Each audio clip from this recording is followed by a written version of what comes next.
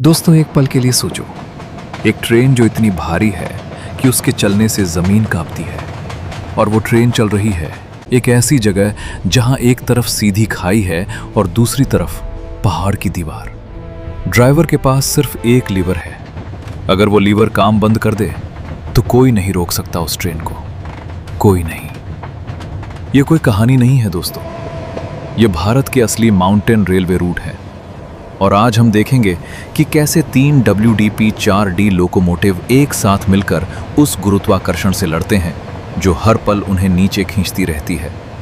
ये इंजीनियरिंग है, ये साइंस है, और यह एक ऐसा खेल है जिसमें गलती की कोई गुंजाइश नहीं। तो तैयार हो जाओ। 3 इंजनों की ताकत।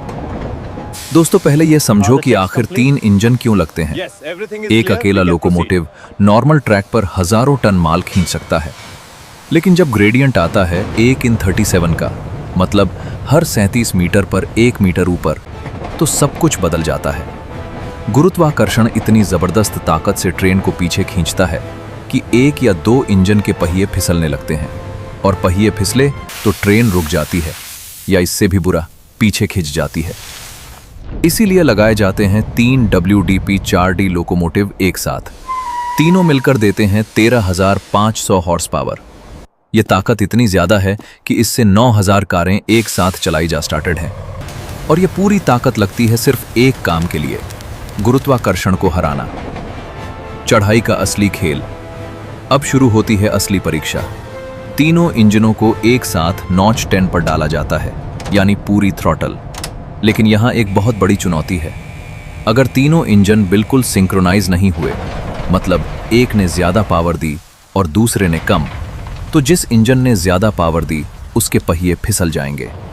और पहाड़ गीला हो, थोड़ी बारिश हो, तो यह खतरा और भी बढ़ जाता है।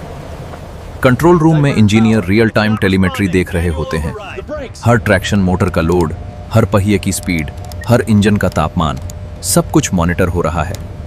और बाहर 3 इंजन अपनी पूरी ताकत से चिल्ला रहे हैं, धुआं निकाल रहे हैं, और ट्रेन चल रही है पैदल चलने की स्पीड से। एक इंसान तेज चलकर उस ट्रेन को ओवरटेक कर सकता है, लेकिन यहां स्पीड मायने नहीं रखती, सिर्फ कंट्रोल मायने रखता है। उतराई का सबसे खतरनाक मोड़। और अब आता है सबसे खतरनाक हिस्सा, नीचे उतरना।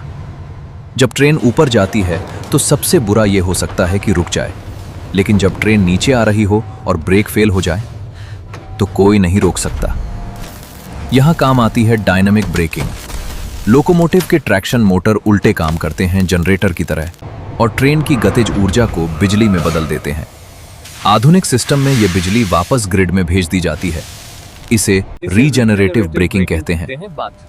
लेकिन एक बिंदु आता है जिसे engineer point of no return कहते हैं, जहां ट्रेन की रफ्तार इतनी हो जाती है कि पूरी ब्रेकिंग फोर्स लगाओ तब भी रोकना नामुमकिन है।